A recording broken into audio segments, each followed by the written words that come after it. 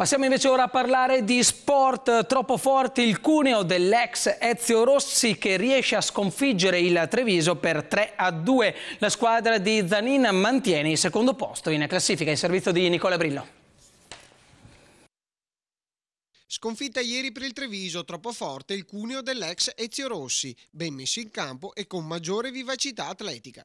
Finisce 3-2 con doppietta di Perna. Per il Treviso cambia poco in vetta, perde il primato ma resta al secondo posto. Si fanno sotto Rimini e Cuneo ad una lunghezza. Parte meglio il Treviso con Malacarne in area di rigore, cross alto per Ferretti. Al 13° il vantaggio dei padroni di casa con Perna, trovato dalla punizione di Spinosa. La reazione degli ospiti non si fa attendere con l'ex Varricchio sulla sinistra, in mezzo per Fantini che insacca il pareggio. Cuneo è ancora pericoloso su due azioni con Di Quinzio e Gentile, bravo Sartorello a neutralizzarle. Al 41° il raddoppio del Cuneo con Di Quinzio che si libera, mette in mezzo e Cristini non sbaglia. Nel secondo tempo prova a farsi vedere il Treviso, al 52° lancio di Beccia che trova Perna ma il tiro è debole. Poi grande azione di Torromino che fa tutto bene ma davanti a Pascarella sbaglia. Il Cuneo colpisce nuovamente con Varricchio al 65° sul lancio di Fantini.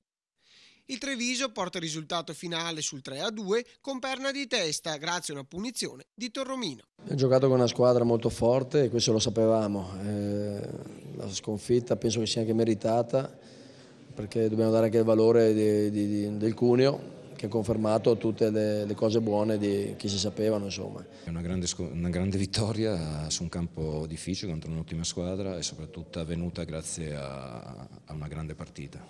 Abbiamo credo giocato molto bene e abbiamo penso meritato di vincere e bisogna fare i complimenti ai miei ragazzi. Abbiamo fatto un po' fatica magari il primo quarto d'ora fino al gol del Treviso e dopo credo che abbiamo preso il pallino in mano ed è stata dura per loro.